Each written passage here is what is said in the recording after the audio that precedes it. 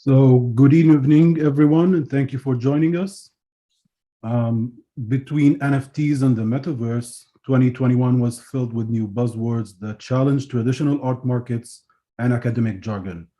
In tonight's talk, it is my great pleasure to welcome Wizara's founding members, Adam Hafiz and Adam Kuharski, who will discuss blockchain technology, its implication and uses within the art world today, and share futurist visions of Web 3.0, activating a space between technology, arts, and economic thinking where new art realities could be possible. Adam Kuharski is the founder and CEO, and we have also Adam Hafiz, who is also the co-founder of Wizara, and Muna Jamil, the founding curator, unfortunately couldn't make it with us today. I'm going to introduce Wizara before I give it to them.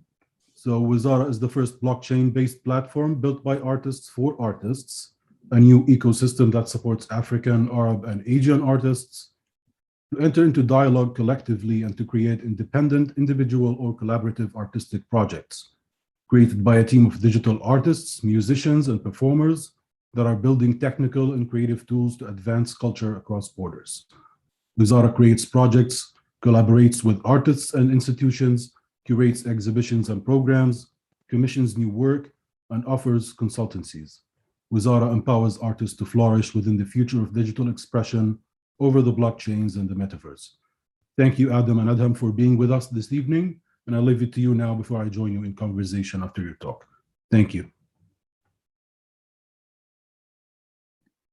Thank you so much, Yazan, and thank you, Darat al-Funun, for this invitation. We're very happy to be with you here today. And I'm going to invite my colleague, Adam, to start presenting a bit about who we are, what we do. Like Yazan said, my name is Adam Hafiz, and I'm the co-founder and artistic director at Wizara. I myself, I'm an artist and a curator, and I came into working with the blockchain out of my own interest and investment as an artist. So I'll tell you more about this story, but I'm going to invite Adam Kuharski to present to you, Wizara. Thank you. Thank you, yeah, Adham wa masal khair, everyone. I was one time in my life an anthropologist, and the first field work I did was in just a few hundred meters from Darat al-Funun. So this is never could I have imagined that I'd be speaking to you all. So this is an incredible privilege and very exciting. I'll share a few slides that we have for you tonight. What we're going to do is talk a little bit about how this all started, how we found ourselves where we are today. Dive into what the blockchain and NFTs are and kind of what they mean for the arts, بشكل عام. And then Adham, I'll pass it back to Adham, who will really walk you through some of the really exciting stuff we've done over the past year.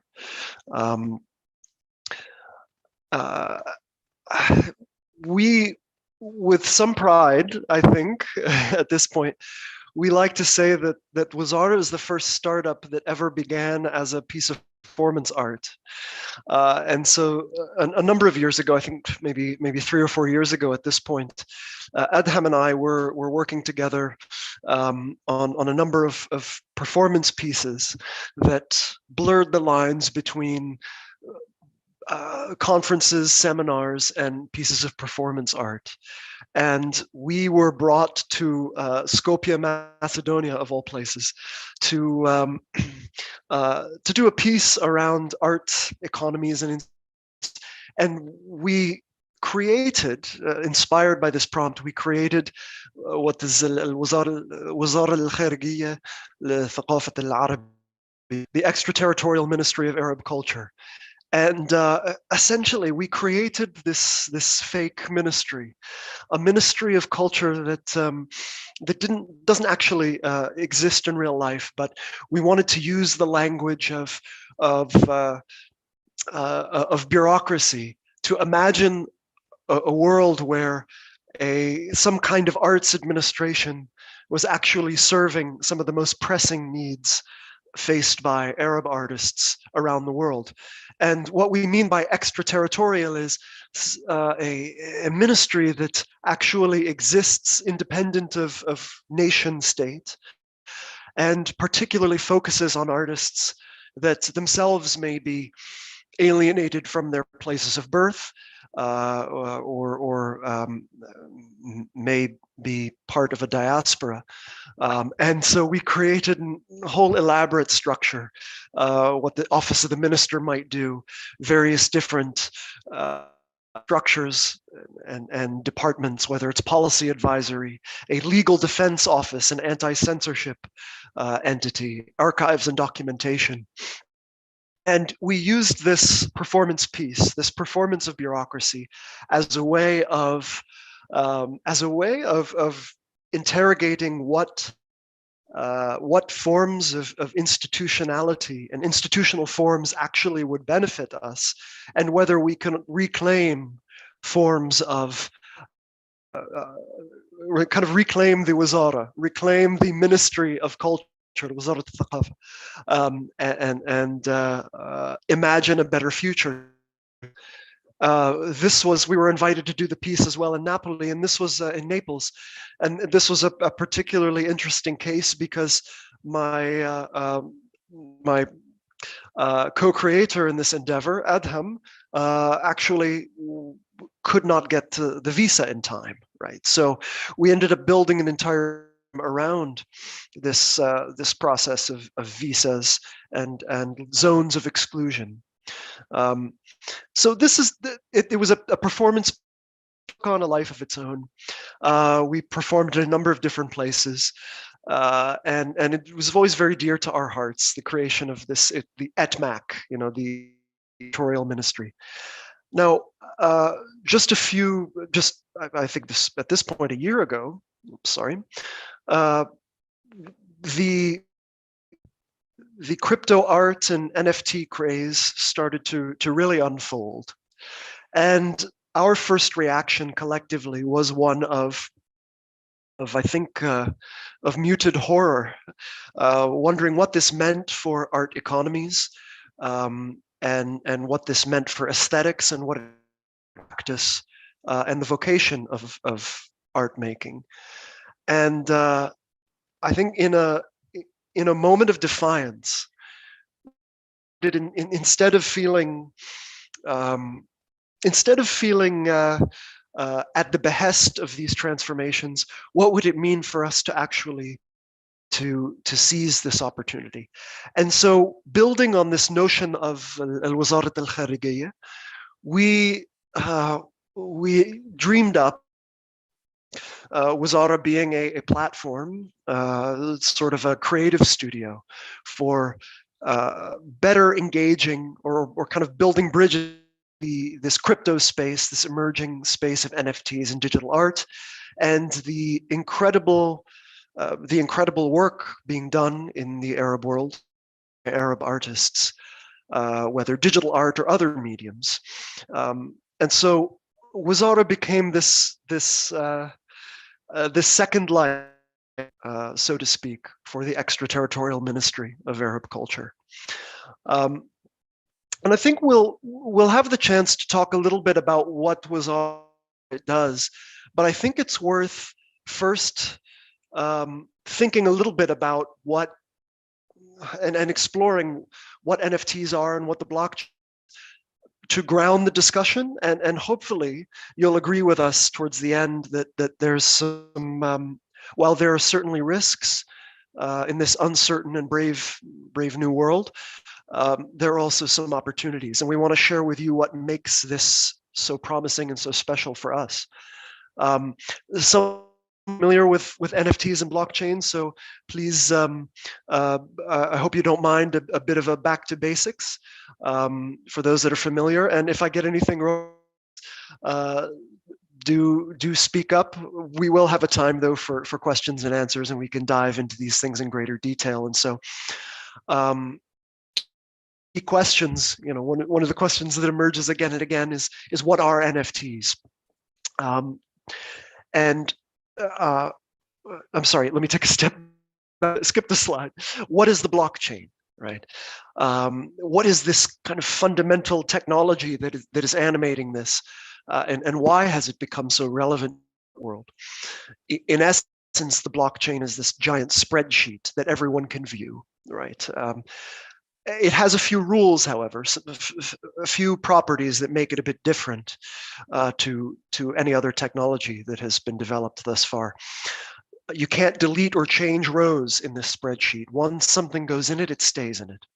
You can only add a new row after the most recent one. And if you try to change an old row, right, if you try to meddle, try to make an unauthorized amendment, that change will be rejected. Nobody owns or manages this spreadsheet, right? It follows its own rules, and there are many different identical copies exist at the same time. It is decentralized, right? And this decentralization, it's very core to how the blockchain functions, right? So if you can imagine this spreadsheet that belongs on the hard drives, or it can be found in the hard drives of thousands, if not tens of thousands of people at any given time. And because it's decentralized, it's virtually impossible to falsify, right? So it seems like a very dull, almost a kind of dull technology. And it seems almost like it belongs in the world of accounting or asset management. But as the technology has emerged and people have played with it, certain use cases have emerged, and some particularly interesting ones around art have emerged, right? So thinking about this, the blockchain is one piece of this puzzle. Another are NFTs themselves. As it so happens, if you have something unique, like an artwork, you can register it on that blockchain spreadsheet. It's simply a way of registering ownership of an asset, right? An NFT stands for non-fungible token. We can dive deeper into what that really means, but I think just it's easier to treat the acronym as an entity itself, and an NFT is simply a registry on this spreadsheet, right? It is a set of information that is being unchangeable spreadsheet. And in a sense, you can think of it as a certificate of authenticity, right? So an NFT is simply a sequence of information, of digital information that links to an artwork, right? Links to something unique. But because of the special characteristics of that spreadsheet, it is virtually impossible to forge, fake, or duplicate this registry. And because it's decentralized, you don't have to rely on a government or a company or some other outside entity to maintain that. It is essentially maintained by tens of thousands of people, and thus cannot be easily modified, duplicated, faked, or forged. And so what that means is that any entry in that spreadsheet is unique, right? Now, why have artists started working with giant spreadsheets? This property of uniqueness, as it so happens, as we figured out, not we personally, but the broader crypto art and entity has figured out, is that this uniqueness, this guaranteed assured uniqueness, solves a particular problem with digital art in particular. Digital images, music, videos, these things are very easy to duplicate. It's as simple as copying. And a lot of people mock NFTs, and they like to say, well, you just left click, copy, Control C and then Control V, and you've duplicated the work. And that's very true. That has always been a fundamental challenge of digital art.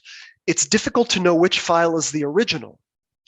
And so to establish scarcity, which is very critical to art markets and critical to how we as human beings assign value to works of art, collectibles, or other things that have uniqueness.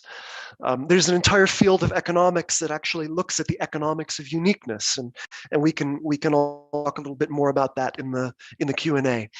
NFTs are a bit like a digital signature that prove authenticity. It becomes a way of signing, in the same way that an artist would sign a canvas, sign a work. This becomes an unforgeable digital signature. And people buy NFTs. Yes, they do. This is a lot. Why would someone actually go to the trouble of buying one of these NFTs? People buy lots of things for no other reason than that they are rare or unique. And I think you can imagine collectibles, maybe antiques. Some people collect rare sneakers. It might be a kind watercolor by a famous artist. All of these things have value in part because of their rarity. I grew up with baseball cards, collecting baseball cards, and there were a limited number of cards produced. So to have a particularly rare card was very precious. As much as you might have an identification with the content of the card, you might really like that particular baseball player. That's only part of the value. Much of the value comes from the uniqueness of that card. The same thing is true of artworks, and indeed the same thing is true of NFTs. And so the blockchain has enabled digital art to enjoy a form of scarcity that makes it suddenly collectible, and that gives it a basis for marketability in a way that digital art had struggled to attain previously. So what does this mean for the art economy? So for artists that create NFTs, they can enjoy what we call pseudo-anonymity, right? So what's really important, what's critical to understand about the blockchain is that the blockchain works through encryption. It has at its heart, and again, we can go into the weeds around this in the Q&A, but encryption is deeply embedded within the technology. And what this means is that when that information, when the NFT gets recorded, when that information gets written on the giant spreadsheet, any transaction, any movement of an NFT is linked between identities that are purely alphanumeric. It's a sequence of alphanumeric characters, but each one is unique, right? So what this means is that it's no longer necessary, in order to claim ownership of a work, in order to enjoy royalties as an artist, it's no longer to have your name attached. Rather, you can have a unique identity, one that cannot be forged, that always can be linked back to your digital wallet, right, this piece of software. But you don't have to reveal your gender or your name or your ethnicity. And this changes the politics of art markets. It changes the relationship of artists to different political regimes and different regimes of censorship. Moreover, artists can build in royalty payments to their NFTs. Again, the blockchain, an NFT is simply a record on the blockchain. And so what we've discovered, again, the broader crypto community, is that you can build pieces of code into the spreadsheet, which automatically ensures anytime a given work changes hands, is bought or sold, a certain royalty payment is then made in cryptocurrency back to the original artist. And this is built into the architecture of the blockchain itself. It's built into the code of the NFT, and it's something that can't be changed. So the artist no longer has to rely on courts, a global system of courts to enforce royalty contracts. They have to rely on elaborate privately owned payment systems or other royalty management systems. It's inherent in the architecture of the blockchain. So suddenly it becomes possible, and in fact very easy, for artists to enjoy royalties, different types of cash flows for their artistic works as they move through an arts and culture economy. So not just the first sale, but secondary sale of the work will revert royalty payments back to the initial artist. On the other side of the market, for collectors, well, the crypto art boom has actually brought an entire new generation of tech enthusiasts and natives, and it is changing the profile of the average art collector and actually bringing an entirely new goal into this world of collection. What was once the practice of very wealthy, kind of traditionally wealthy is becoming quite a bit more accessible and becoming aligned with very different aesthetics and politics. Collectors view their NFTs less as assets and lifestyle. Collectors through the NFTs, because one of the really interesting properties of the blockchain, because that spreadsheet can never be changed, and because every action on that spreadsheet simply adds new rows, you can trace the provenance of a work on the blockchain. And so we say that it's like a story that's being endlessly written. Anyone can have a work's ownership, and so it becomes possible to see collection more as a system of patronage, of patronizing. Works are bought and sold more frequently with greater market activity. And so instead of collection being the purview of a relatively small of wealthy people building assets, with NFTs and with this new generation of digital natives, art collection of digital work is becoming more of a, I don't want to say lifestyle, but it's becoming there's a very different relationship between collectors and artists. It becomes one more of patronage and of longer term engagement, right? So the question ourselves very often, and one of the things that drove us to create Wizara, is the question of where this is all headed, because we're still very, very early on in this. The technology is still emerging, and we're still coming to terms with really what this technology can do for artists and collectors alike. And to our thinking, there are two paths, right? There are two ways that this NFT and crypto art story can unfold. One in which the status quo just gets worse. The blockchain replicates and accelerates the worst aspects of the existing art economy. But at the same time, we also see a second path, a different path, a divergence, in which the blockchain ecosystem prioritizes equity. It can create spaces for more equitable and sustainable art economies. So that first path, right? What are the things that with the NFT ecosystem? We're already starting to see some worrying trends, right?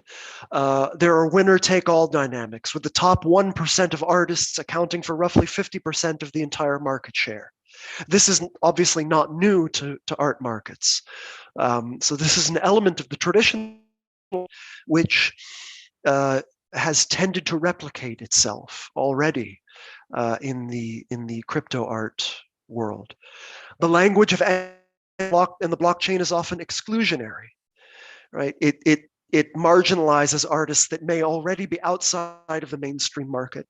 There are many artists, who are interested in this space, but are so, I think,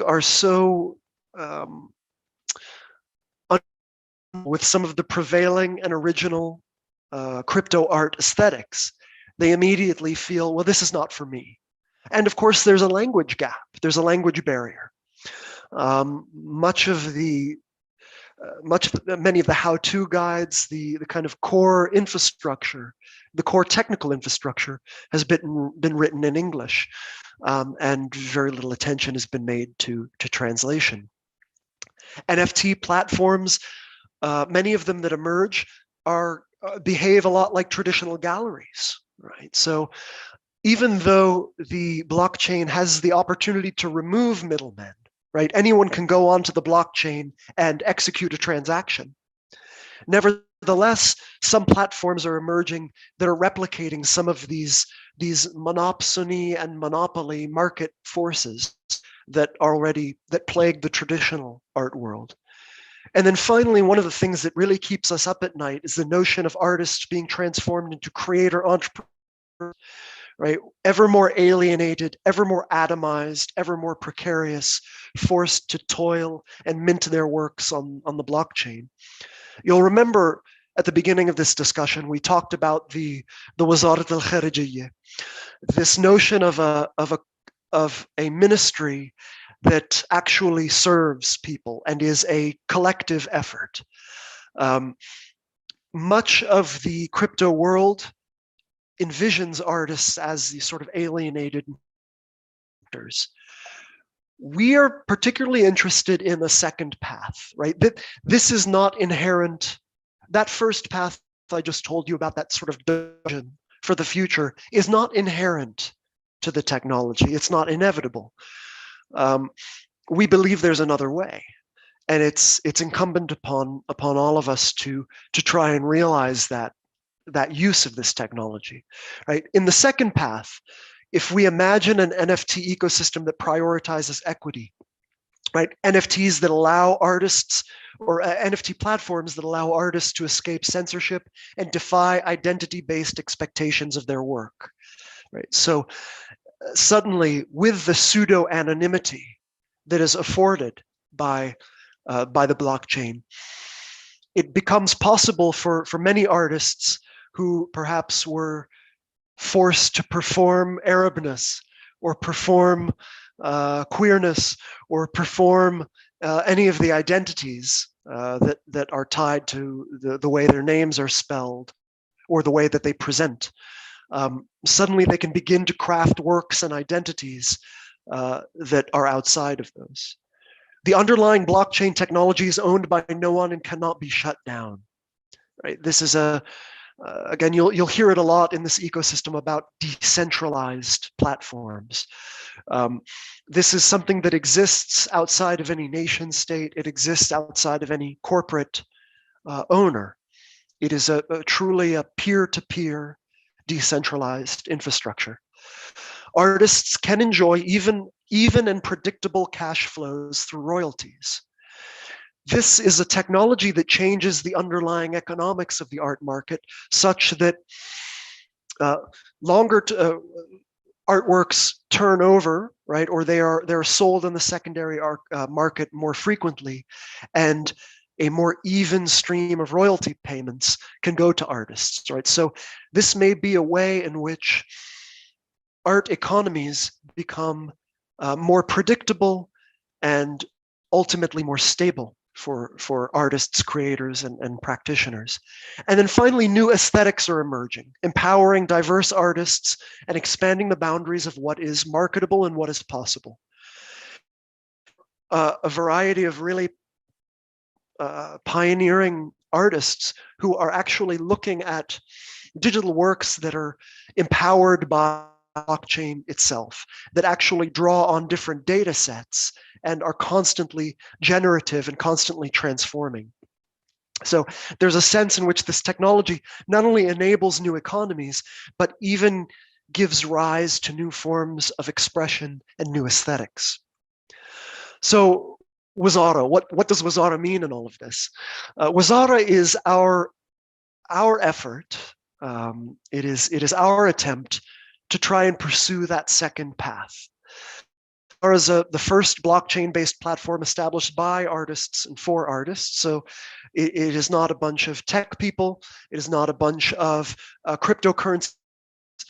It is actually, we've all started as artists and performers in our own right that are trying to build a more equitable, blockchain infrastructure focus on Arab, Asian, and African artists. Wizara showcases and empowers artists by creating collaborations, curating exhibitions, and hosting auctions. Some of our earliest work has been to translate a lot of the language of the blockchain into not only into other languages, either Arabic or French, but also to translate the notion of the blockchain and NFTs and make it more people's everyday practices. We're building a knowledge base about NFTs in multiple languages. We host, provoke, and stimulate discussions, both digitally and offline, diverse and multilingual communities of digital artists, musicians, fashion designers, writers, and filmmakers. Right. So we are also interested in pushing the bounds beyond the pure realm of digital art, digital representation, and understanding how things like fashion, performance, and creative writing can actually not only be represented on the blockchain, but in fact enriched by technology. Over the longer term, we are interested in digging into this infrastructure and really understanding how smart contracts, that the code that gets written into the blockchain spreadsheet, how these smart contracts can really transform what it means to own work, and to make it possible for art markets to be much stable, right? It might be possible, we can imagine a future, and we're very interested in this future, where as Wizara scales, it becomes possible to devote work to a universal artists fund, reinvesting value back into communities of artists. So rather than seeing the blockchain as a way for individual stars to make extraordinary amounts of money, what would it mean for a very broad-based community of artists to their works onto the blockchain, assign a sliver of that value to, let's say, a universal artists fund, right? A bit similar, we use that phrase deliberately, a bit like a universal basic income that might then feed back into the community. These are all possibilities, can be built into this infrastructure. It's up for us, it's up to us collectively to create that future. And so that's sort of a core, a very brief introduction to NFTs and to the blockchain and to what Wizara means to us. I'm going to hand it over now to Adham, who is our creative director and who can share with you what this has meant over the past year and what we've actually been able to achieve and where we're headed next. Yeah, Adham, go ahead and let me know when you want me to change slides, and I can do that for you. Thank you so much, Adam, for this wonderful presentation and introduction on blockchain basics and NFTs and where Wizara came from. Like Adam said, it started as a performance. Actually, 5 years ago, it was in 2017. And the artistic investment behind what Wizara is structurally really comes a lot from this. Like, it took us a while doing this performance and touring it, thinking of a future of a cultural policy or an arts economy that would stem from artistic needs. And then we started thinking, well, why don't we start designing answers and solutions based on our experience, both as artists and curators, working within the field for over 15 years, but also as people that engage directly with this performance at MAC, or the Extraterritorial Ministry of Arab Culture. The slides that we see now are for our two most recent exhibitions. One is Arqam on the left, and Arqam in Arabic, which means numbers or digits, was our inaugural exhibition. Within Arqam, we commissioned and produced over 200 works by artists from Arab, African, and Asian countries, some are Arab Asian, like Lebanon or Jordan, and some are from Southeast Asia, or so like we had artists from Sri Lanka, South Korea, India, as well as Armenian, Lebanese, Jordanian, Palestinian artists. And we also worked with artists from Cairo, from Tunisia, and so on. But we were also interested in the artists that were displaced in the diaspora. So there were artists who are immigrants living in Berlin or in London, or first or second generation European or American citizens who are from Africa or Asia originally. So we're interested in this dialogue between generations, between like between continents, between generations, but also between different kinds of migrations. Like the Sri Lankan artist that we're working with grew up and was working in Abu Dhabi, so she's more in contact with the local Arab art scene than she is with the art scene in Sri Lanka. So all of these questions we're interested in exploring, but also activating more stronger networks between these artists across disciplines. And maybe a question on disciplines, which is something that we get a lot at Wizara. What kind of artworks can you put up on the blockchain? Does it have to be digital art? What does digital art also mean in this question? And the range of practices that we worked with was very wide. So we had dance, performance, video, film, text, even like calligraphy and font design, but text as in publishing, like a novel that we selected a chapter from and turned it into 10 different image and text-based lithographs, digital lithographs that were exhibited and auctioned on Arqam. We're also interested in sound art, so we worked with an amazing sound artist who's based in London. Many incredible people. I can't name all of them now, but the poster image of today's event is inspired by an artwork from Nevar Dierkanyan, the Armenian architect and digital artist who has been documenting disappearing buildings of the early modernist Soviet architecture in Armenia. The logo of Arqam itself is designed by one of our resident artists at Wizara, Omar Hussein, who's an Egyptian-Australian visual artist and graphics designer, and so on. So like the dialogue, like Adam was saying, is a little bit different than in other tech startups or in other NFT platforms, that truly everything at Wizara is made by an artist, from the visual identity of or the logos to the coding. We also do a lot of collaborations where we, for example, an artist who's doing 2D work is interested in turning it into 3-dimensional models. So we would introduce them instead of to just a software person or a technical consultant. Our technical consultants are also people with an artistic practice. So Ahmed Ashar, who's an incredible visual artist and new media artist, has often worked as our technical consultant, setting up projects for artists that don't know much about coding.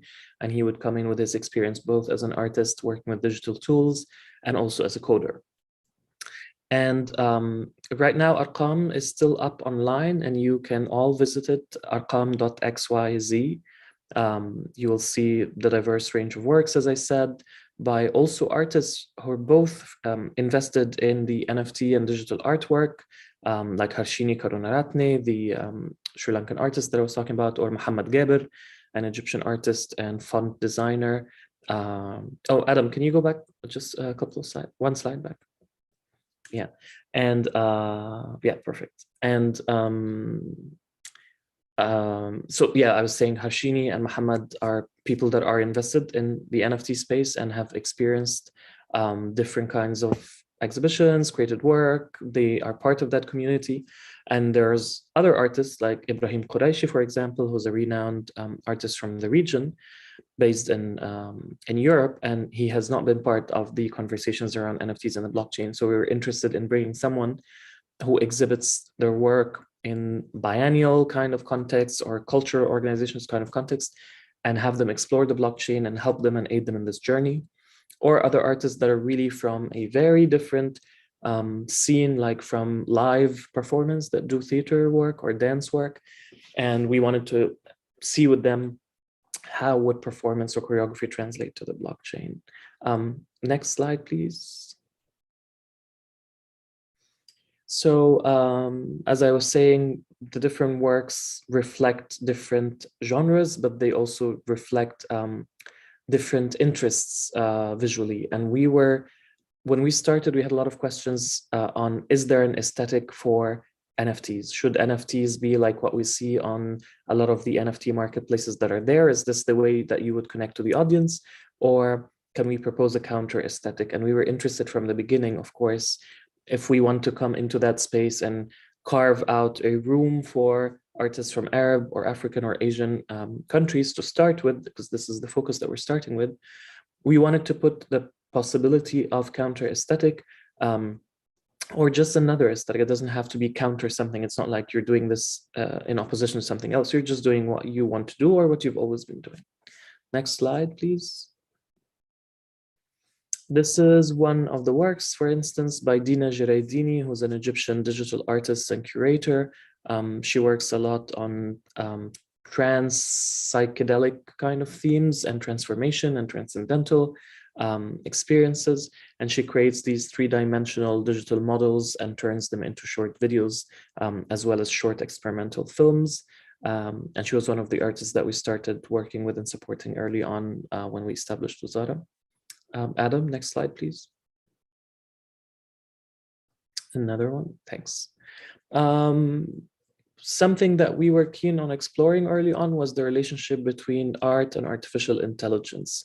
There's a lot of new and interesting work that is generally described as generative art, which is work where you are closely investigating the relation between AI, algorithms, and your work as an artist.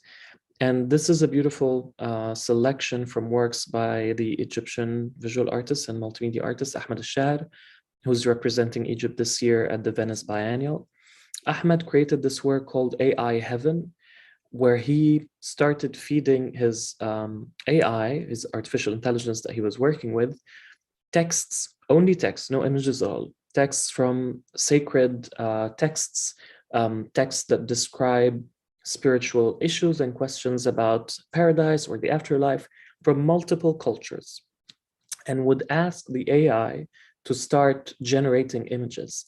So you are an artist, you did not put any image at all into that AI, you're only feeding it with text, and then the AI would go and think, if we can use this metaphor, and then produce these images. So the images that you see on the screen now are all products of what the machine understands or imagines when it thinks about questions of transcendental issues such as the afterlife, or how certain cultures in the Far East talk about incarnation and so on. And it was surprising on many fronts. Aesthetically, it's super interesting to look at these images because they're very playful. Like, you have to really keep looking to understand what this could be. So the image on the far right, which is also down on the far left, all the way up on the top, I mean, what is this? I mean, you look at it, is this a palace? Is this a gold ring? Is this a coral under the water with pearls? It's really hard to tell what this is when you see it at first. So I was interested in this dialogue with Ahmed. How do we talk about these works and how do we imagine them when we don't have the language for it, but also when we were not the people that produced it? This is a visual artwork that is created by a machine that, of course, has been assimilating a lot of image genealogy and visual history by merely being connected to the internet. So this artificial intelligence has studied a lot of visual representations of these questions that we're exploring. So without feeding it with visual material, the machine was still capable of producing these visual representations of questions as transcendental and as ephemeral as questions about the afterlife or spirituality or the spirit in general. This is a work by May Safen, who is a Syrian choreographer based in Berlin. And she wanted to work on the notion of dreams, which is something that she's been exploring for a long while. Since 2011, May has been collecting interviews with people who are experiencing recurrent dreams or nightmares, basically in response to trauma. And May was interested in figuring out what she can do with these dreams, because early on she realized that dreams are the one place where she can find an uncensored archive of the war in Syria, how people have experienced it, and in their dreams, a lot of the political questions, a lot of their fears, anxieties, emotional investigations are being explored. And she would collect these dreams, and she would take every little short dream and turn them into short videos, short performances, or poems, or images with different collaborators each time. And when I was talking to her about the blockchain and how it works in terms of condensation, very quick process, peer-to-peer, everything is really short and tight, and at the same time public. And she thought, well, that could be the perfect archive for these dreams, because when you have a dream, you think it was an evening long performance, but actually dreams are very short experiences. And the rest of your sleep, you're trying to unfold what actually has happened. And when you wake up, you're trying to unfold what has happened. And she thought something about the condensation of symbols and the very fast transmission of images in the dream as we experience it when we sleep would be a nice poetic connection to the new technology that is Web 3.0 or the blockchain. So she started creating a series of NFTs based on these dreams. And now we're working with her on producing her upcoming performance, Meta Dreams, which is going to place these dreams within a metaverse environment. So it's going to be a 3-dimensional multiplayer experience that anyone can enter and explore. This is a work, for example, where we were interested in a more abstract aesthetic, and it's by Harshini Karunaratne, the artist that I was talking about earlier. And Harshini was exploring how we relate to the screen, and playing with the notion of the black mirror, or like the TV series, but also the idea that all these screens act like black mirrors, literally. And behind them, a lot of technology activates very deep questions about our body, and specifically about dysmorphia. And apparently since early 2020, with the global confinement, and a lot of us moved to Zoom, the number of people that wanted to have plastic surgery has increased drastically. I think something like 70%, because people started looking at their image daily for long periods of time, which is something that we're not used to doing. And because of this, a certain kind of cyber dysmorphia or digitally related body dysmorphia became a question that Harshini was very interested in exploring. So she created these series of mirrors that she calls Looking Glass, where they are animated, and it's like you're looking at yourself, but in a very abstracted way. And there are these short poems that accompany each of these plates. Adam, next slide, please. This is for those of you who visited Egypt in the last 10, 15 years, you might have seen that already. Kun Ma Thawra, or Be With the Revolution, was a logo that was created by an Egyptian artist called Muhammad Gaber. And this was created in 2008, actually. But in 2011, when the protests started on Tahrir Square, people started looking at this logo and using it on everything. Like it was sort of hijacked from Muhammad, and it became, in a way, a symbol of the protest and of the revolution. And it was on t-shirts, it became stickers on little microbuses going through town. And 10 years later, Muhammad was exploring the question of what happens to a political symbol, or to the visual language of a political uprising or a revolution, years later, like a decade after that was created, or even more than a decade, because he actually created the actual digital design in 2008. What does it mean today? Is it an artwork, or is it an artifact?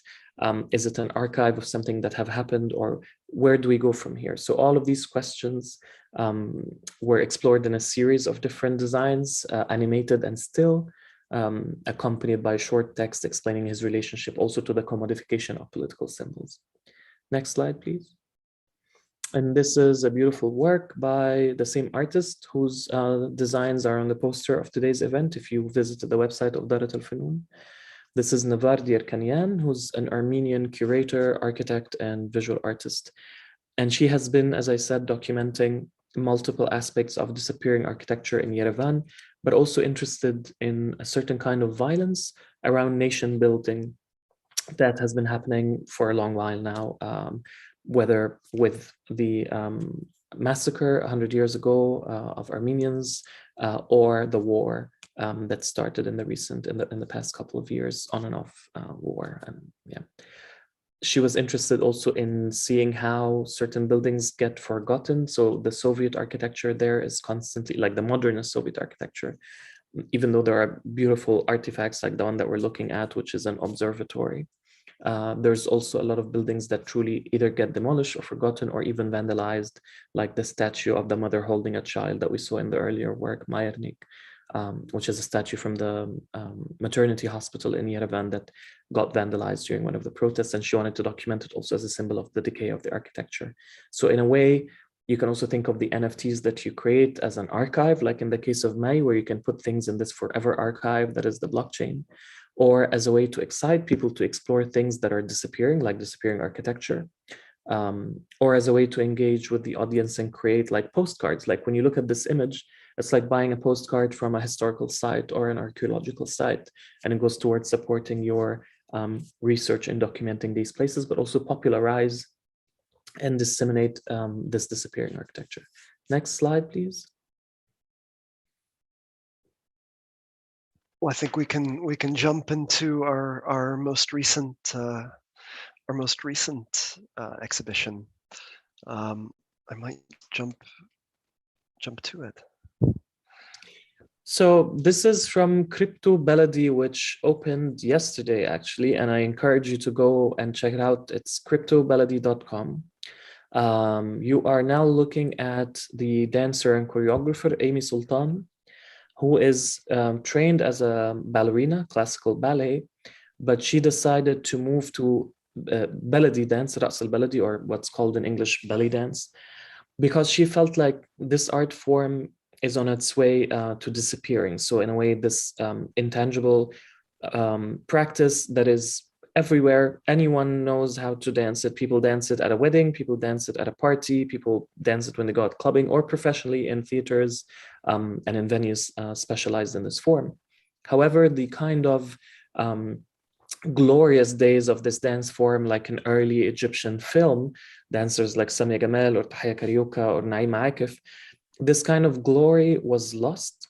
And her mission when she founded a couple of years ago, her institution called Tarab, was to document this practice, give it a new life, take it into different places, collaborate with photographers, filmmakers, and now it's a new collaboration with the digital art world. So there are different NFTs that are created in collaboration with Amy Sultan and a bunch of incredible artists who are turning some of her performances into short video loops like the one that you're looking at. This hexagon that you saw is a visual representation that is common in how people draw the blockchain. I mean, there's no way to visually represent the blockchain because it's something that is ephemeral. It's like drawing a picture of the internet. But this is a symbol that sort of reflects the idea of decentralization, and that you start from one hash and it goes to other hashes. And it also looks like early dance representation in cinema in like the golden age of Egyptian cinema. So we wanted to play with this idea of representation of something ephemeral with something very concrete and also fleeting like dance. Adam, next slide, please. And then this is an image from a series called Crypto Amy's. And when Adam was speaking earlier about collectibles or when you buy baseball cards, this is an experiment where it's sort of like when you go and collect baseball cards, but it's belly dance cards or belly dance cards. So each one of these cards is unique. Everyone is a design that imagines an alternative history of the internet and digital art. We all played computer and video games as children, and some of us played them earlier than others. Some played them in the 80s, some in the 90s, some in the early 2000s, depending how old you are. But there are historical, quote unquote, artifacts from this world, such as Space Invaders or Pac-Man, or a lot of these games that we all know that have taken so many forms and lives and evolved. And the series was created in collaboration with Ahmed Ashar, the Egyptian visual artist who I just presented his work earlier, on imagining a belly dancer or Ra'asa Baladi displaced in these scenes. So in Space Invaders or in Pac-Man. And each card is uniquely designed. Some are still, some are animated. And all the artworks in Crypto Baladi, including this series, Crypto Amy's, 50% of their sales go towards supporting the research project of Tarab Collective, as well as enlisting Egyptian dance in the UNESCO's list of intangible heritage. So in a way, you can also think of another usage of NFTs as a fundraising tool, where people buy artworks in order to support further creation of artistic work or research, or in this case, a documentation effort. Next slide, please, Alan. Well, this is actually, I think this brings us up to today. Well, yeah, so we've gone a little bit over time. So thank you, Yazan, for your patience, and thank you everybody for sticking with it. I am pleased to announce that a number of the crypto AMIs have already sold. So for those that are curious, for those that want to dip their toe into the world of crypto, get them while you can. Again, that's CryptoBaladi, Baladi with an I.com. As Adham mentioned, 50% of this sale and 50% from all subsequent sales go towards the incredibly important work that AMI is doing to preserve and celebrate what is a really fundamental piece of intangible heritage. Yeah. Thank you, Adam, and thank you, Yazan, for hosting us. I see there's already one question in the Q&A, but I know that Yazan wanted also to ask us some questions and open a conversation, so we give it to you. Thank you, Adam and Adham, for this pretty interesting talk. Yes, we have already received some questions, and I would like to remind our audiences that they can send in any question they have through the Q&A session. Sorry, through the Q&A window. Let me start with my questions first.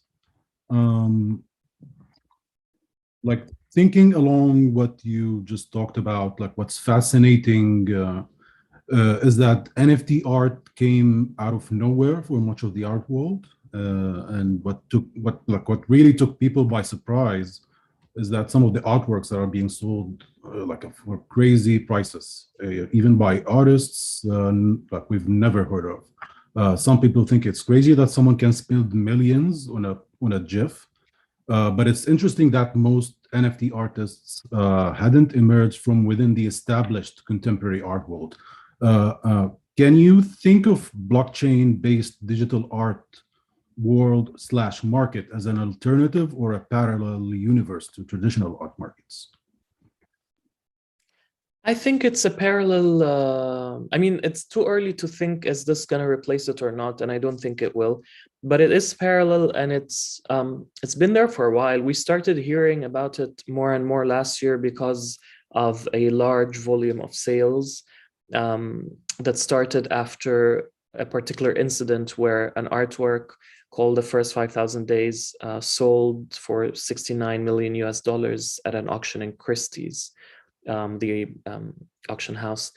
And that sale signaled a lot of things. It signaled that there are collectors interested in crypto art or digital art in general who are willing to pay this much money.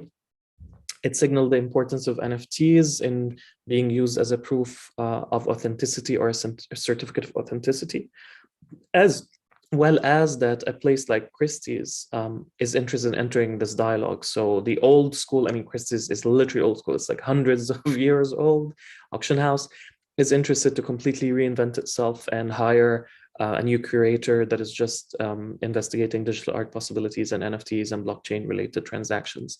So all of these were major shifts that shook the system and raised questions like yours now. Is this a parallel market? Is this going to replace the current market or not?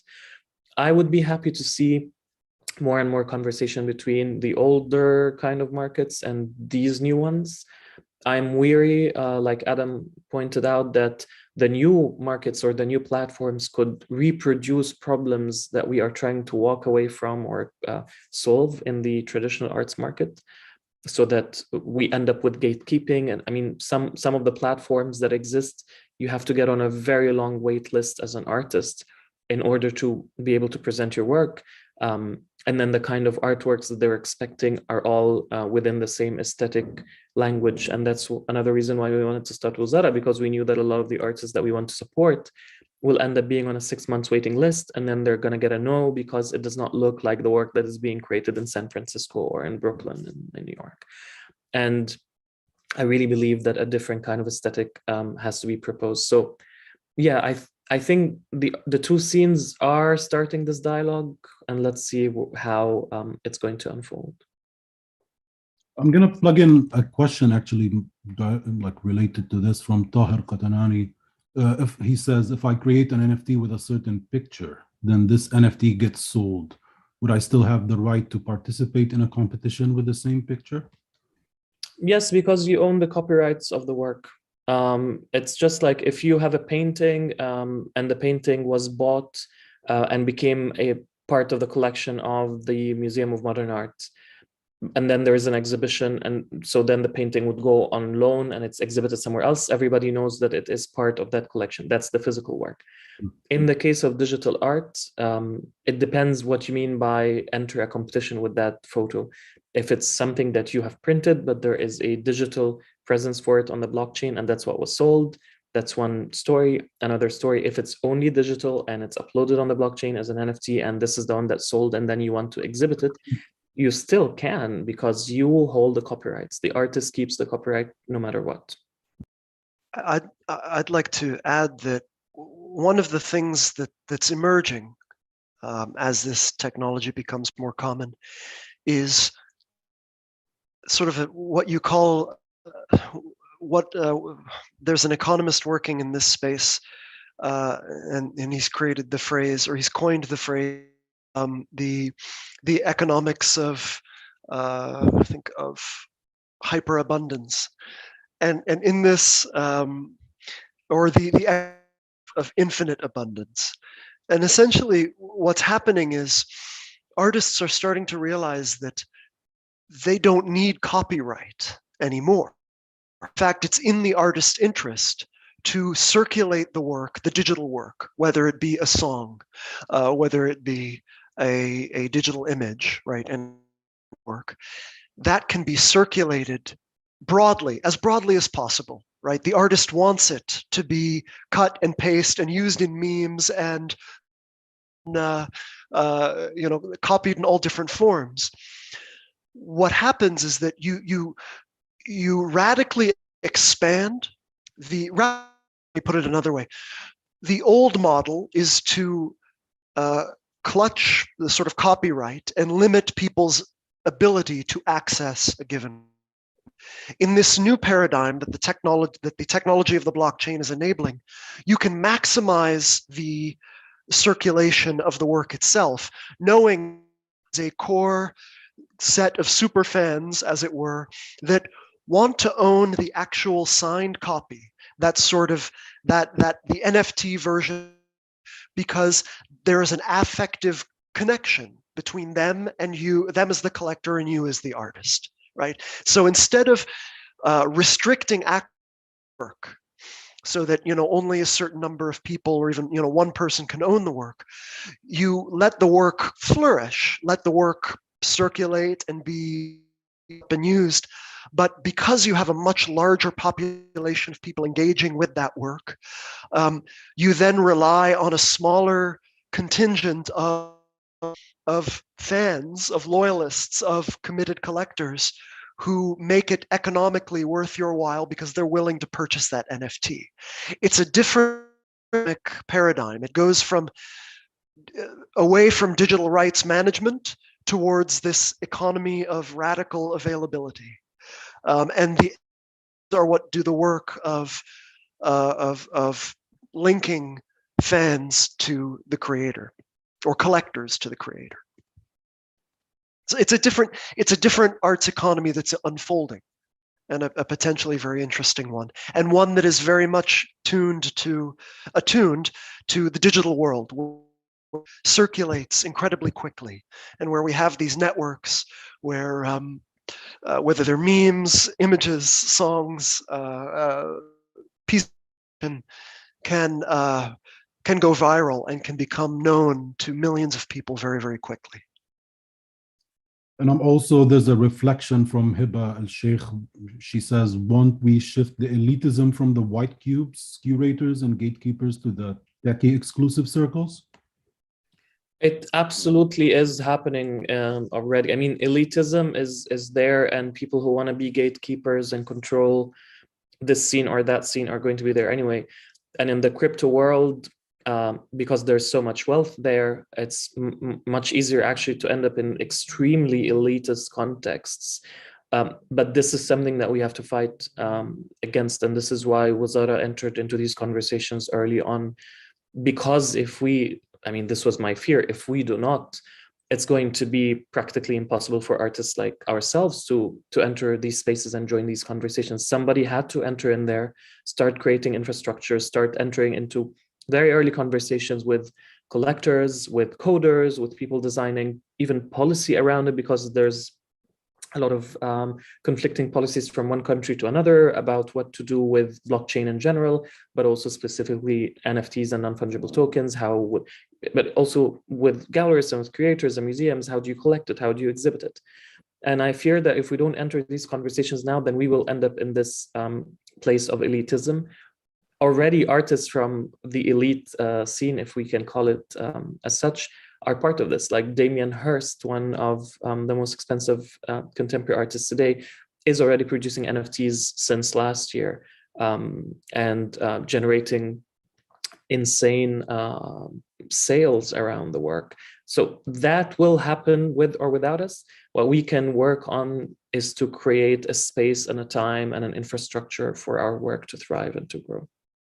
Yeah, I would just say that there are a lot of people who are tremendous supporters of the crypto and NFTs and cryptocurrencies, and there are people who will tell you that this technology will radically lower barriers to entry and is fundamentally more equitable. Those people are either idiots or they're lying to you. The technology is only what we make it, right? It's up to chart out the type of political economy we want, and the blockchain can be a tool to achieve that. It can also be a tool to worsen some of the inequalities that we see today. I think it's up to all of us. Yeah, I'm gonna ask you a question related to the criticism generally directed towards blockchain and decentralized technologies. But first, also reflecting on what you just said, the work that we're seeing of NFT art from NFT artists is still tied to an image or a GIF. So you could make an NFT of any artwork in a gallery, but maybe do you think it's a difficult thing to make an NFT of an interactive or durational new media art? I don't think so, because there's already stuff like this happening. We're working with MySFN, as I said, on this performance piece that will be produced in a metaverse kind of environment. So that will be live performance. But think of it like buying a ticket when you go to see a performance, and instead you will be buying an NFT. And when you own that NFT, it also means that you own part of the work. So there are multiple relations here that could happen. It could be a way used for early financing. So it's like crowdfunding the performance by having shares in the performance. But it could also be literally like buying tickets, and that's it. As Adam said, it's a technology, and it's like saying the internet. How can I use the internet? You can literally do whatever. What's exciting is, because this is in its infancy and because this is still very new, what's exciting is that we get to shape a lot of these things. Like if you come up with an idea and you're like, can I sell NFTs for a live performance? The answer of any question like this is yes. Can I do that? Yes, because you can, if you just get into the right conversation and build the right alliance with the different kind of coders that you would need, or consultants, or work with a platform like Wizara, for example, that is already trying to explore these questions.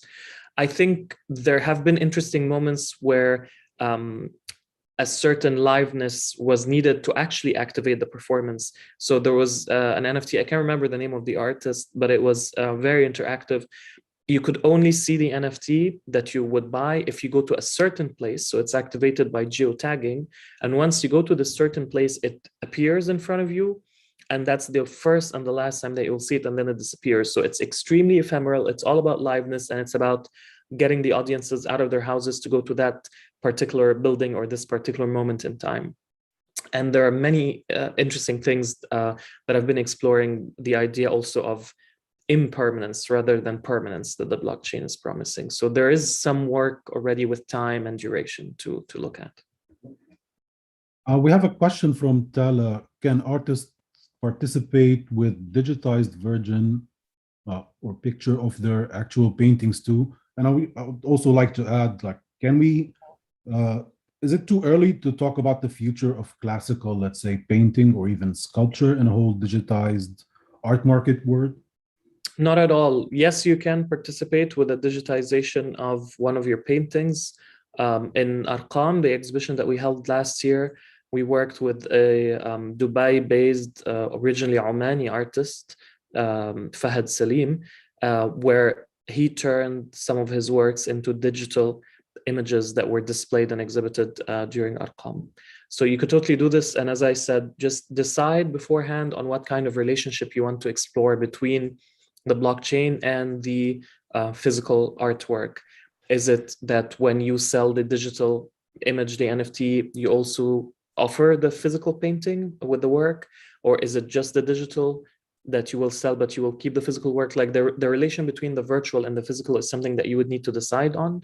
And I encourage you to do this in conversation with people that have done this before, whether curators that are specialized in this or artists that are also coders. So there are many, many creative things that could come out from such a relationship. I find it extremely exciting. We had another artist, Shaima Aziz, who turned one of her physical oil paintings into an animation. So Wizara commissioned an animator based in New York who would take that painting and animate certain parts of it. So when you buy the NFT, you buy this short animation based on the actual oil painting. So there are all sorts of very exciting relations that you can explore. Was there a second part of your question, Yazan, yeah, you were saying, is it too early to talk about classical art? Not at all, because I've been seeing, like, the British Museum started digitizing and tokenizing certain classics in their collection and putting it up on the blockchain. And there are also interesting models that we're exploring now at Wizara of fractional ownership, where multiple people can be investors in one piece, or all are co-owners of one piece. So you might not be able to buy a Picasso on your own, but then a bunch of people coming in together, each buying a piece of the NFT of a Picasso, could then collectively own it. So what does this mean to collectively own an artwork, which is a model that is very different from what we're used to now, that it is this museum that has this painting, or it's this wealthy man that owns this statue. What would happen if it's a community? Imagine, like, all the citizens of Amman collectively buy that one work so that Amman would have it in its national museum. What would that mean? And what the future of ownership is going to really change around even the classical artworks because of something like the blockchain. And what you just said also reminds me that this sort of model already exists, for example, in the book publishing world. Like, we have publishers like Verso Books, for example. They offer the ebook when you purchase the hardback or the paperback. So I think it's working. I love Verso. I love Verso. And for that, yeah. So, like, let's talk about, like, if we think of distribution and circulation. So there's the post-conceptual artist Seth Price argued in his famous essay Dispersion that the distribution rather than production was the primary way in which works accrued meaning. And I'm quoting him here: distributed digital media can be defined as social information circulating in theoretically unlimited quantities in the common market, stored or accessed. It's a space into which the work of art must project itself, lest it be outdistanced entirely by these corporate interests, and new strategies are needed to keep up with commercial distribution, decentralization, and dispersion. So thinking along distribution, circulation, value, and form, would you agree that there's an extra pressure on new media artists in the sense that let's say, like, technology evolves so quickly, and if the content of the artwork doesn't transcend the medium, is it lost? Like, in comparison, for a painter or a sculptor, the language is so established that they don't have to worry about that. I think the language is established, but we still worry about that. And I feel that a certain romanticism that we have with objects in general makes it harder for us to imagine that we can have a transcendental experience or a transformative experience with something like digital art. The object of a painting or something has literally been a fetish in the visual arts world. And it's the idea that this is a painting, and then there's the signature. And we're moving, in general, we're moving away from a very classical way of understanding what does material and materiality mean the more that we enter into virtual spaces, not just with NFTs, but in general, I mean, with virtual reality. What does it mean then if I perform on Zoom? What does it mean if you sign a contract with a e-signature? And I don't mean like scanning your signature and sending it, which is already quite a leap when you think of the materiality of a document and the materiality of a signature. So scanning it, the fact that we accepted the image and then accepted the digital image, and then now we even accept software that allows you to sign, like e-sign and DocuSign and all of these things. And that's not even you hand signing, that's literally your digital presence through your internet and your IP address and your laptop, and all of this becomes your signature in a way. So the materiality of so many things that we classically understood from words like object or painting or signature or physical space are, they're not being challenged, they're just evolving just like all the time. And I find it actually quite magical. Like, I find the moment that we're living now truly fascinating, because technology is making us think about things that maybe a couple of centuries back we would call magic, and then for a long while we dismissed the idea of magic and magical thinking because we have to be practical and pragmatic and scientific.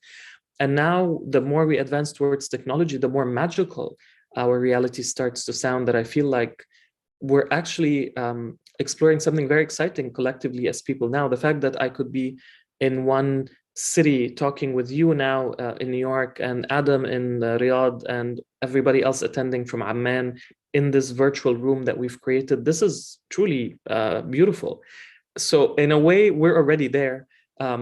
This leap has happened. We're just trying to nuance how we speak about it and how we relate to one another, how we create value in this new space. We're trying to answer to ourselves all questions about the materiality of certain objects. We're still trying to hold onto the materiality of certain things like a physical painting and a physical statue.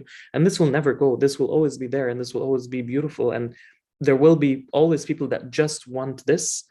But then there will be other things, the way that some people will sit at home and listen to a music concert on the radio, and others will only go and listen to it physically in the concert hall. One medium does not necessarily replace the other medium. It just allows you to experience the same phenomenon in a different register. And it's interesting, you're thinking of materiality. I'm going to bring back like the book publishing example again. Like, in order to survive, like, let's say VersaBox again, in order to survive as a leftist publisher, and we can compare that to the art world or independent art world, you have to stick, like, the way the market works right now is that you have to stick to, you have to sell physical books, whether like hardbacks or paperbacks. And like, because you can't just rely on ebook sales. Whether when it comes to NFT art, it's now subverting that. Actually, you can actually rely on NFT art.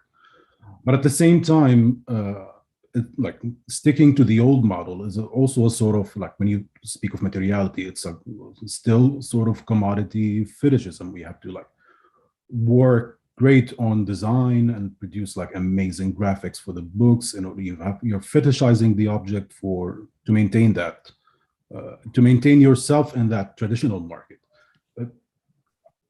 I think I agree with you that we're like what's currently happening right now is subversion. I'm not gonna speak of like, is it a positive or negative? That's for the like a speculation for me. But at least when it comes to independent artists, I think it's already like subverting. And as Adam said, like it's all about politics in the end. Like let's see where it takes us. I have a question from Rick, but actually before that, I want to go into the criticism part. So like there's no shortage of debate like surrounding cryptocurrencies and blockchains and NFTs.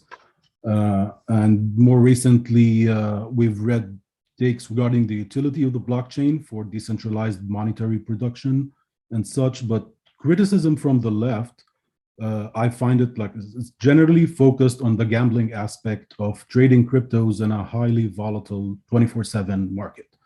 You have radical leftists who describe cryptocurrency as a giant Ponzi scheme, but also at the same time, you have radical leftists like ex-Greek finance minister and Marxist economist Yanis Varoufakis.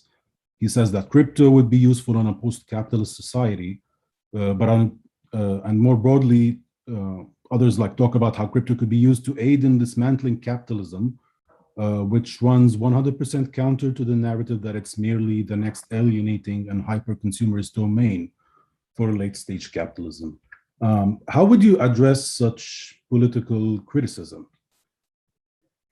I'm happy to answer a bit more on the political side of it, and then see if Adam would like to also comment on the economic and finance side. I think nothing is inherently good or bad, especially when it's still being created. And there is, I mean, if it truly promises to be decentralized and it's not owned by anyone or by anything, it's not controlled anywhere, the whole blockchain in general, or blockchains, because something that is also important to mention is that it's not one blockchain. The blockchain is a theory and is a technology, but there's multiple blockchains already that exist, and each of them has its very different rules and environment and conditions and materiality. I feel because of this, and because more and more are being created, there will be a great possibility for decentralization truly, and there will be a great possibility for deciding what system you want to be part of. Already the notion, we've accepted that fiat money, like money that you hold in your hand, dollar or guinea or lira, is that this is real money, and that the crypto or digital money is not real money. But I mean, everything is a social contract. Everything is an agreement. We all came to agree that this banknote that I hold in my hand, which is literally a paper with color and print on it, represents a certain value. And we're no longer at a moment where it is actually backed by anything. I mean, the cost it's all based on trust. Exactly. Like the cost of producing $1 is not $1, and the cost of producing 1 cent in the US costs actually more than the cost of the 1 cent. Like if you sell the 1 cent as metal, it costs more than 1 cent, but we decide it is 1 cent. And the cost of physically producing $1 is much less than $1, but we decided to call it $1. So the relation between what the coin stands for and what it is backed with, and the physical materiality of it itself, has completely changed. We're all now in a performance where we are agreeing on fulfilling a certain social contract around these objects or artifacts.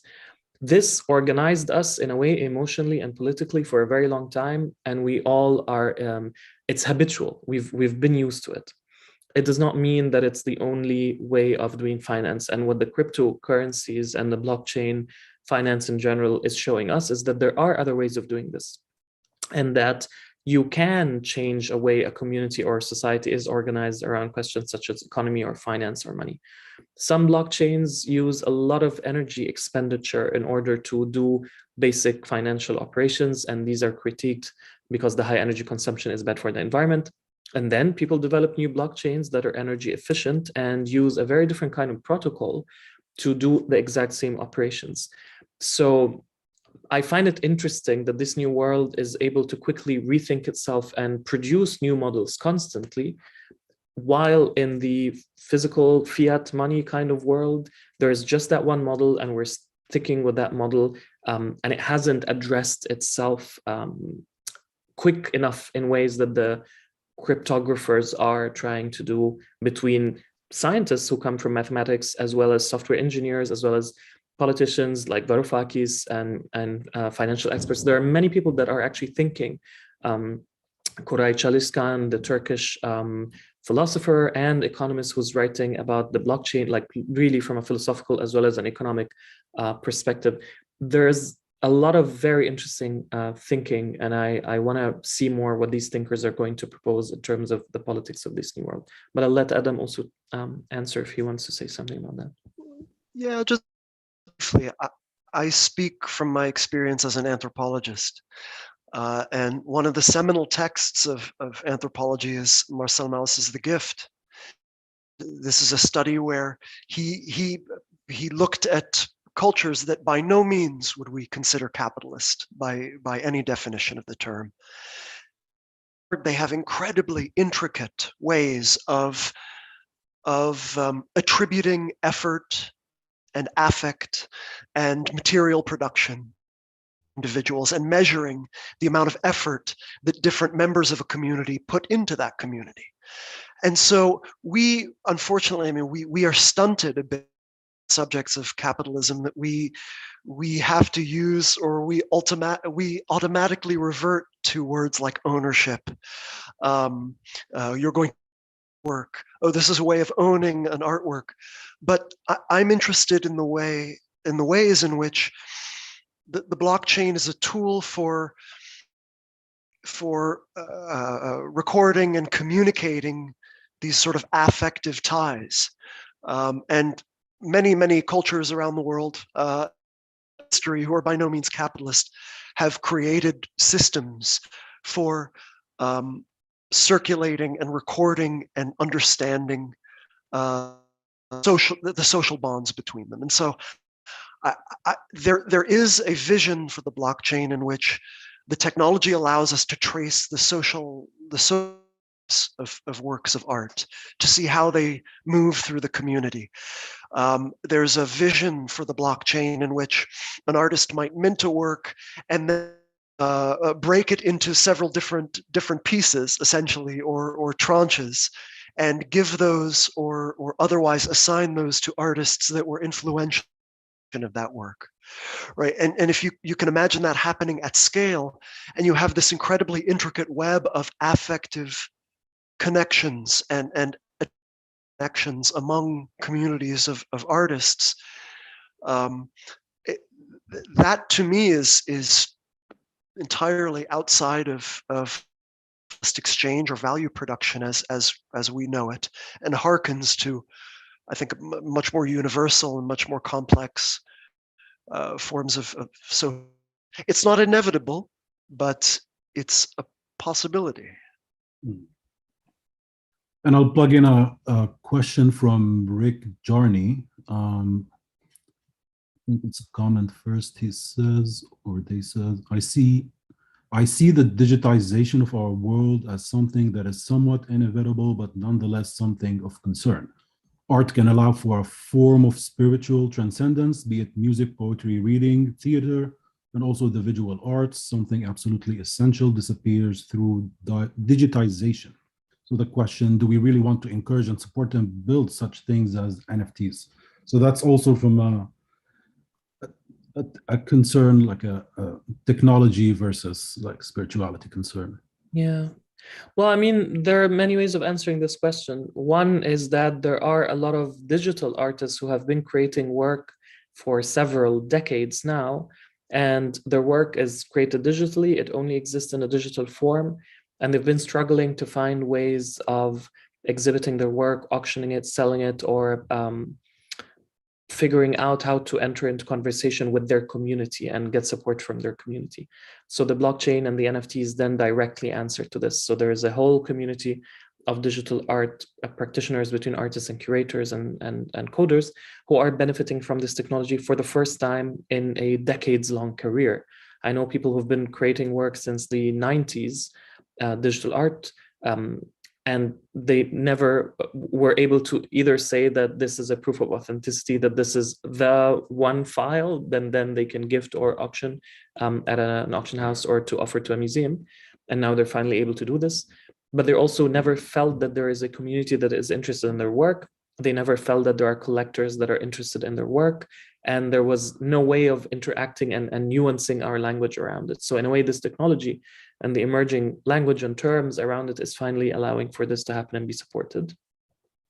As for real life and real world experience, I wouldn't have had this conversation with you all, but also with you, Rick. I wouldn't have met you, had this little stimulating question about transcendental, spiritual in relation to the digital, if there was no such thing like Zoom.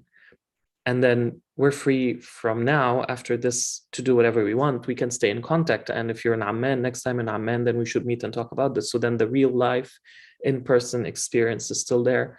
But the fact that there are technological tools that could allow us to meet to start with is a great thing, I think, especially that traveling is becoming more and more difficult.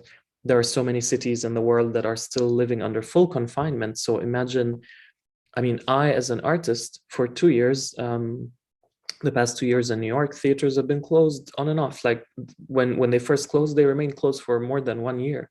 And then they opened for 2 months and then they closed again. So as an artist, I was very happy when I got an invitation to perform virtually and to do a digital performance. And we created multiple digital pieces with our collective Harakat platform. So the more complex our world becomes, whether because of borders and visa problems, whether because of global confinements like the moment that we're living through, or other ways where our encounter is going to be more and more difficult, we're going to have to develop tools of resilience that are digital and decentralized and virtual. So I'm happy to think more of how do we make our experiences as valuable as emotionally satisfying within these spaces, rather than to dismiss these technologies for fear that they would replace the real in-person, which they will not. There's also a question from Tahir, which I think we missed. Is it hard to learn to code the smart contracts? Tahir, I myself don't know how to code smart contracts. I work with people that do this, or we use third-party software that would do this for us. And it's pretty simple. If you're interested in minting your work, I'm happy to connect you to people that do this. And then it's literally as simple as clicking and sending an email. It eventually gets very easy. I think we're running out of time, but I have one more question from my end. Perhaps like what usually slips from the current conversations about NFT art is how vital curation is in these operations. So thinking about ways that digital technologies are being used by artists to create works that take us much further. Let's to talk about Wizara's curatorial practice and Arqam, your inaugural exhibition, which is described as the first and largest crypto art group exhibition that focuses on African, Arab, and Asian artists. So Arqam considered questions of in the artworks, considered questions of politics, identity. The works generated revealed some of the larger, more nuanced ideas that are being explored through new and digital media. So can you say something about what you find most interesting that is happening in contemporary digital arts from a curatorial perspective?